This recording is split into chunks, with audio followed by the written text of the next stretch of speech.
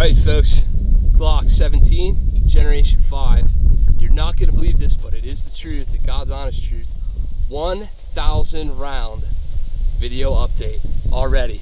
This gun's been out in the wild in the general public's hands for about 3 days. We've got 1,000 rounds out of ours. Stay tuned, we'll tell you what we think of it.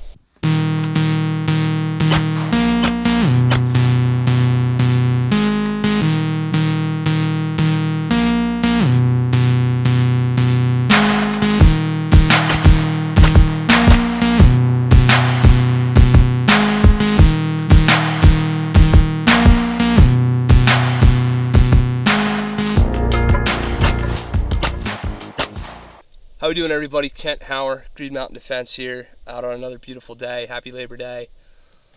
So, in my hands, I have the Holy Grail.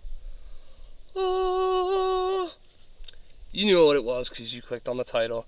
This is a Glock 17 Generation 5. Alright, so, if you know anything about me, I'm kind of a self-confessed Glock fanboy. I've been to rehab. It doesn't work. They've strapped me to a bed. They've hooked up electrodes to my nipples. At the end of the day, they cannot break the streak of me loving Glock. I do. I really and truly do love Glock. I carry the 19 Gen 4 highly customized as my EDC. I love the 43, the 26. We don't need to name all the models. I am absolutely a Glock fanboy. But what I also am is a person who's serious about self-defense, training, firearms, etc. So if Glock was to bring something out on the market that I thought was deleterious to the overall benefit of training and self-defense and shooting and using a gun, I would be honest about it. So with that being said, what we're going to do first is we're going to have a look at this firearm and we're going to go over what are the differences between this 5th generation Glock and those other previous 4th generations that you've all seen and known and loved so much. So with that in mind, we're going to start on the slide itself. The slide comes with a new finish called NLDC. What does it stand for? I have no idea, and Glock hasn't told us. There's been some speculation. A gentleman by the name of John Patton over at the Gun Collective said he thinks it's nitride. I heard that on a podcast the other day. I'm not sure. All I know is this is a new coating. The Gen 4s had some coating issues and some rusting issues in some particular guns. So Glock put out a new finish that they say is going to be more durable, etc., etc. We'll see. That's feature change number 1. Feature change number 2, something near and dear to my ambidextrous heart, is an ambidextrous slide release right here on the right and left side of the gun. For some of you that might be a meh kind of a feature, but for me it's critical because as you can see, I do swap the mag release over to the right side of the gun as well, and I do exactly what you folks do and run the gun entirely with my left hand like you do with your right. So that's a big feature change for me. Another thing the Glock has done is they've removed the finger grooves on the front strap. They've kept that same kind of RTF texture and stippling here, but they have removed those finger grooves so you can get up into the undercut and get a better purchase up there. You know, that's a feature that some like, some hate. I'll say on the 17 size frame, I like that feature. On my 19, I think I would prefer to keep the finger grooves, but on the 17, I feel like I get a better grip. Another big change in this gun, and this is a subjective thing, but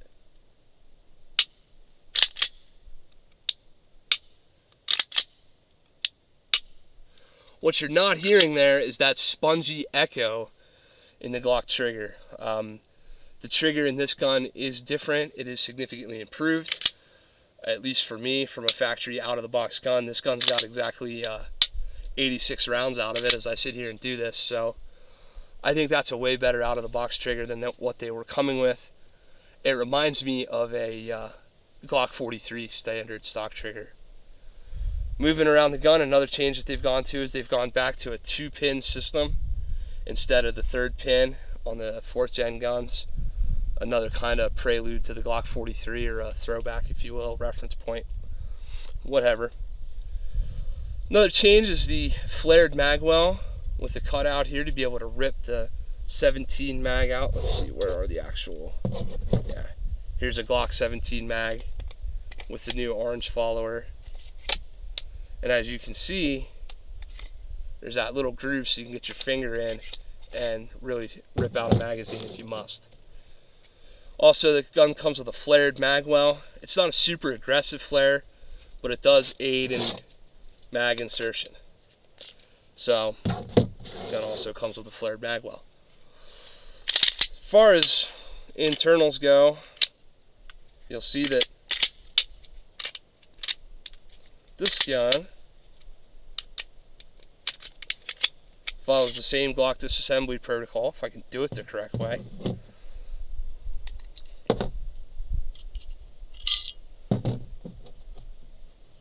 One of the last major changes that they've come out and they've said that this is a not an octagonal barrel. This is a standard land and groove barrel with a little bit of a recessed crown out front. So that's supposed to aid in accuracy in shooting. I will say that most of us aren't gonna outshoot our Glock barrel, so I'm not sure it matters. We've got the dual capture recoil spring, just like in the 4th gens. That's something I think is pretty well noticed and well appreciated by most Glock folks. I'm not seeing too terribly many differences. The rear plate on the slide is slightly different. It's my understanding that the striker plate, the striker plunger assembly, is different as well. But those are the differences in the Glock Gen 5. Now, if you're the type of guy that sends your Gen 4 Glock away and gets a flared Magwell put on it, and you get a removal of the finger grooves, and you like ambidextrous controls and all those things, then this might be an obvious upgrade choice for you. For me, it was simply a matter of I don't have a Glock 17 at all, generation 1 through 4, so why not try out the new Gen 5?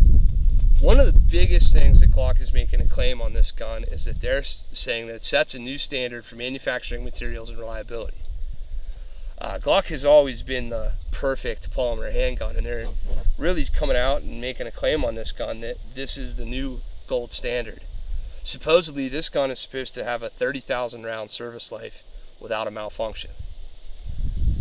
I'll get there someday. We'll have a few thousand out of this thing before the end of the year, but I won't have 30 out of it. So it might take me a half a decade or so to get to 30K rounds, maybe even a whole decade. But for sure, this is a quite an aggressive claim. So we're going to be extra aggressive on reliability testing of this gun, and I actually started a Microsoft Word file called Glock 17 Gen 5 shooting log. Every trip out, we're going to take a nice little time, and we're going to sit down, we're going to jot out our thoughts, and we're going to let you know what we think as far as reliability and if we've had any malfunctions or issues. That being said, the most important thing to do is get out and shoot this thing. So that's what we're going to do next. Stay tuned, everybody. Thanks.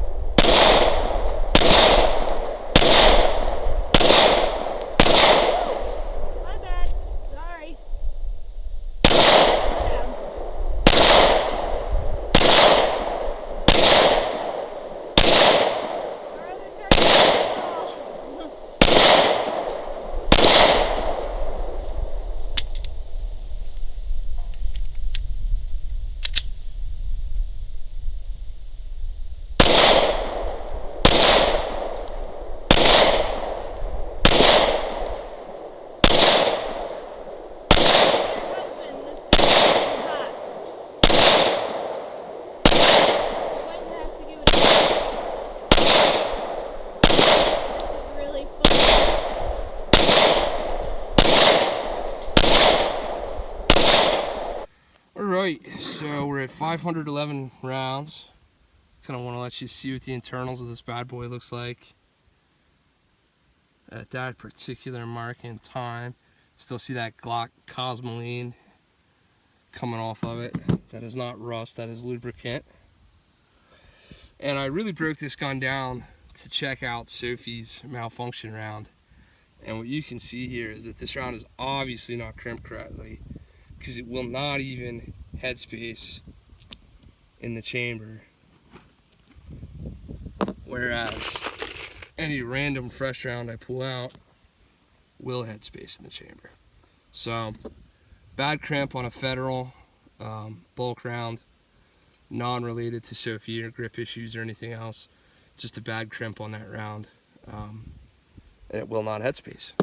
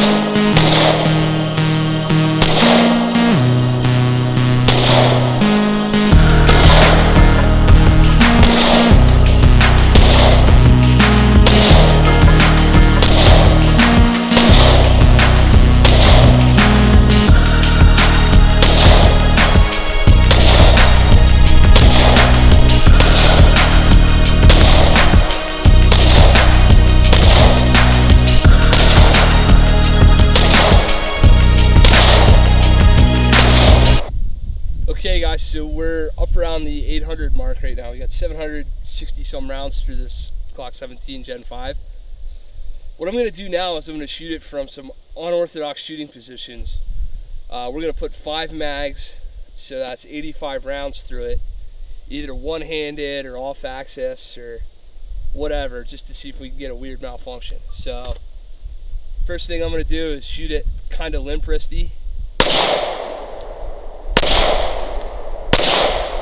See, I'm getting rounds coming back my direction.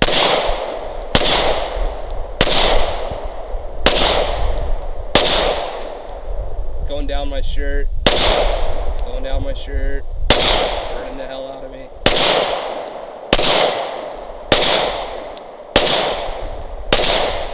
Oh yeah! But what I did not get was any malfunction. So there's the first 17 rounds. No malfunctions doing it that way. Shoot the gun off camber this way, a little gangster style.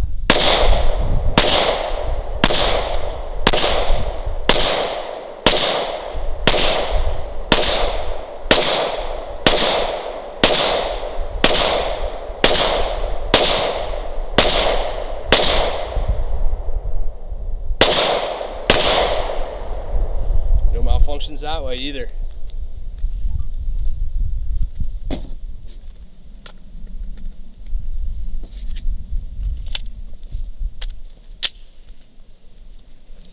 One-handed. This time we'll just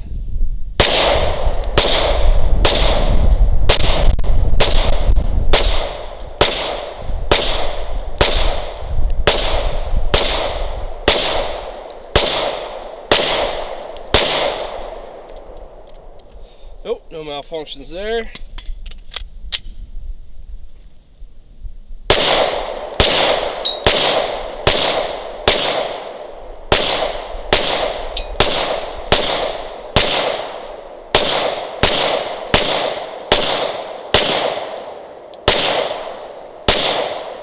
One-handed headshots for the last two just because. Alright.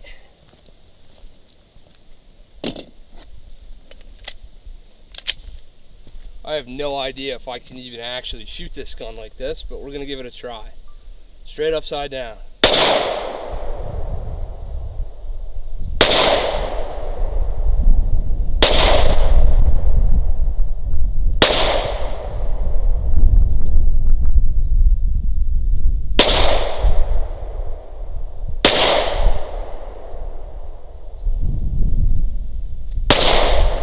Holy crap, I just hit the popper upside down. Shooting with my freaking finger too.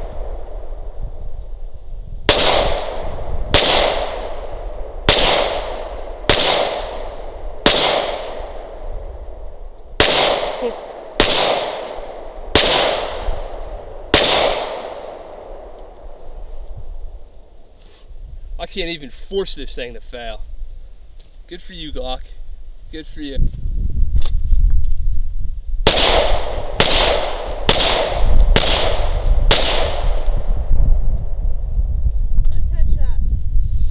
Thank you.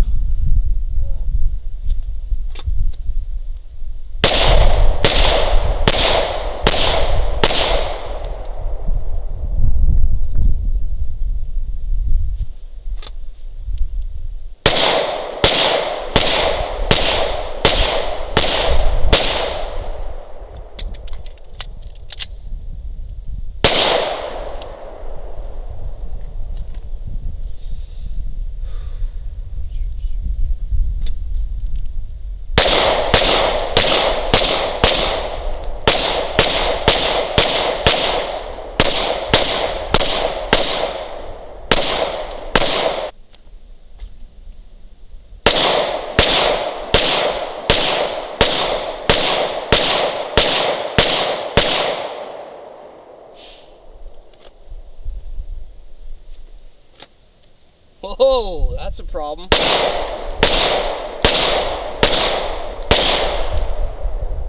Gloves got caught. The web of my glove got caught.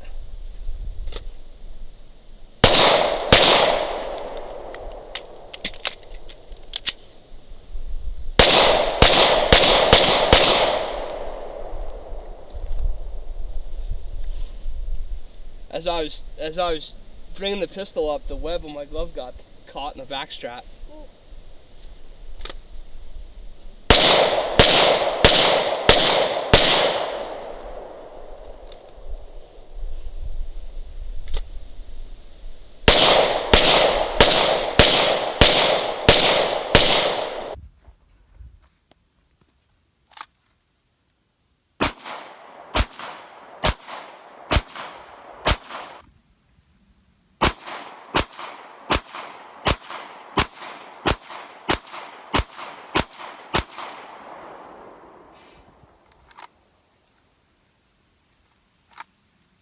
Whoa, that's a problem.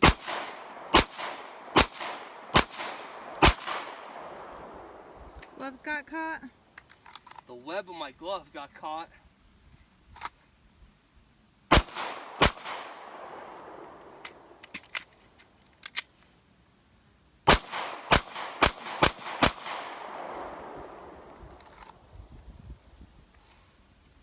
As I was bringing the pistol up, the web of my glove got caught in the back strap. Ooh.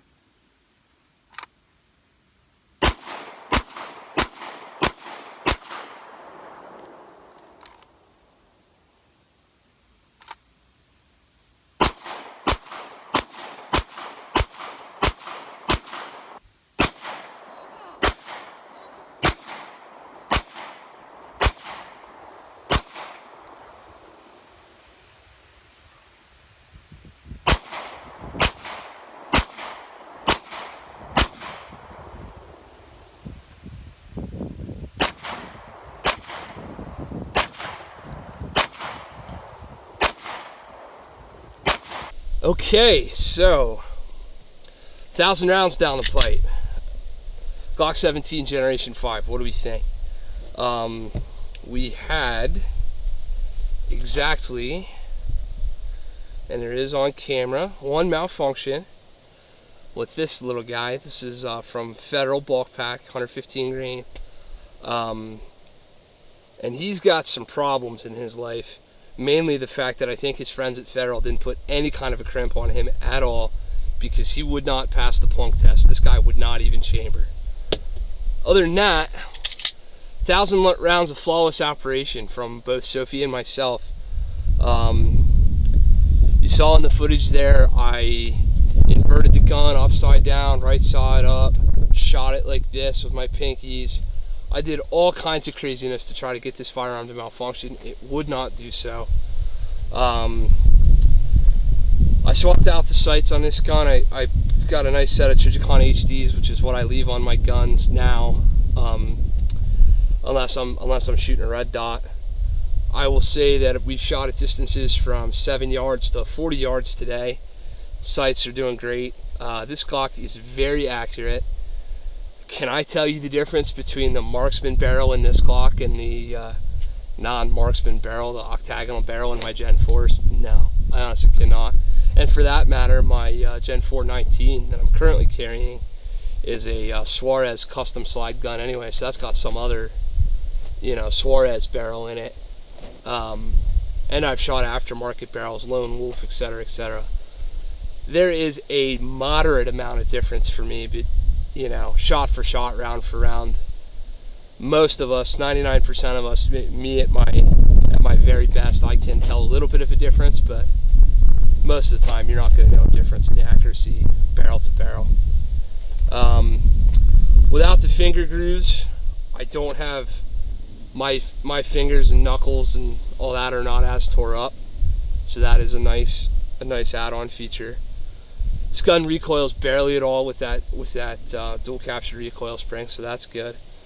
One of the things that I was kind of like, meh, whatever about, until we ran the thing a lot, was the flared Magwell right there, making it both for easier insertion, and because of this front cutout right here, I was able to really get the meat of my hand and get down there and strip the mag out just like that, so that worked really well. Trigger, this is, I think, on par with the Glock 43 standard stock trigger. So that was an improvement over the Gen 4s. This is not a life-altering trigger. This isn't all of a sudden like we got some special ZEV or some different connector or anything like that in it. It's not that much better, but it is better, and it is noticeable. Huge feature for me, the Ambi mag release. Works like a charm. I really love that. I'm so glad that they care about us lefties. Works great. Obviously, the left-sided mag release works good. I think I just called that the mag release. It's not an Ambi mag release, it's an Ambi slide release or slide stop lever, or whatever you want to call it. Everybody argues over the term. But the Ambidextrous left-handed controls on this gun are good for me. That helps a lot, both up here on the slide release lever and down here on the mag release. The gun certainly functioned flawlessly, didn't give us any problems in that way, or in that respect. Let's see, what else did I forget to mention? Oh, orange followers in these Glock 17 mags. As you can see, I have here a Magpul GL9 Glock 17 round mag, and here's the new Gen 5 factory mag. Witness holes back here, and one thing that's nice about the witness holes is you can see the orange follower starting to show itself as you push it down, so that does help. And the orange follower also really helps for when you've got a unloaded firearm. You certainly know it because you can see that orange from a very good distance away. So cool idea on the orange follower with Glock. For all I know, no, it's not. I was gonna say it might even be the same Magpool follower, but it's not. So there is that. The other thing that's nice about these is that they've got this little shelf or lip on the Glock 17 Gen 5 factory mag that really aids in the, I was definitely noticing a difference in that stripping right there. And that shelf on the front of the mag helps as compared to the Magpool or the older Gen 4 17 round mags. 1,000 rounds, what can we say? Boring Glock reliability. They're really pushing this whole, you know, they've revolutionized the handgun market with this Gen 5. I'm not going to give you that, Glock. I'm sorry. You have not revolutionized the handgun market with the Gen 5. You might have helped evolve or take a next step forward into a better platform, a better pistol, maybe better performance, maybe the coating will hold up better, etc. I shot this and I was like, wow, this is a great gun. I did not shoot this and go, that's it, game over. All my Gen 4s are gone, all my SIG 320s are gone, I gotta have all Gen 5 Glocks and that's it. It wasn't that much of a come to Jesus moment for me, but it is certainly pretty nice. So, what am I gonna say? For me, I needed a 17 anyway in the collection, so the Gen 5 17 made good sense. If I was in need of another, you know, as they start coming out with the other Gen 5s and there's other models, you know, I'll probably get those. There is a 19 Gen 5 out there right now, and that gun is not, while it is, you know, this is a nice marked improvement, these Gen 5 changes are not enough to make me put down my Gen 4 19 that I've got all that work and all that time and all that effort and the red dot and all that stuff into, and switch over for a carry gun platform. So some nice steps forward for Glock. What I'm going to tell you right now is if you're shopping for a Glock 17 or a Glock 19 and you don't own one today, pay the little bit of a price premium and get yourself the Gen 5. If you're a Gen 5 owner and you're sitting there, you know, just wringing your hands going, oh God, do I have to upgrade? No, I don't think you do. Unless you're a left-handed shooter and you really have always wanted the Ambidextrous slide release, then maybe. Other than that, I might hold out where I am for a little bit. Glock's kind of like the iPhone of firearms manufacturers. You know, the Gen 6 and the Gen 7 won't be too far down the pipe. It's been 7 years for this one though, so I think we'll start to see the 45s and the 40s and the 357 SIGs. All the other platforms are going to start matriculating their way out of Glock and showing up for us there. So we're pretty psyched to be a part of it and come along for the ride and show you guys what these handguns can do out in the field. Again, that first benchmark of 1,000 rounds has been met, and we're satisfied with it. We're really psyched to have the gun in our possession, and we're going to keep bringing out videos on it. Gotta apologize for the wind, it's killing us right now. So look, if you're interested in taking a class from us, check us out online, www.greenmountaindefense.com, Facebook at Green Mountain Defense, YouTube at Green Mountain Defense, and we're now on the Instagram at Green Mountain Defense as well. And if you are on our Instagram or saw it, you saw the thing I put up yesterday about how it was pouring rain and I was going to go shoot a few rounds through this thing. So check out Instagram as well for nice photos, and look forward to interacting with you there as well. As always, guys, please like, favorite, subscribe, and share. If you have additional questions, please hit us in the comments below. Be trained, be safe. Green Mountain Defense, out. Thanks much, everybody. Have a good one.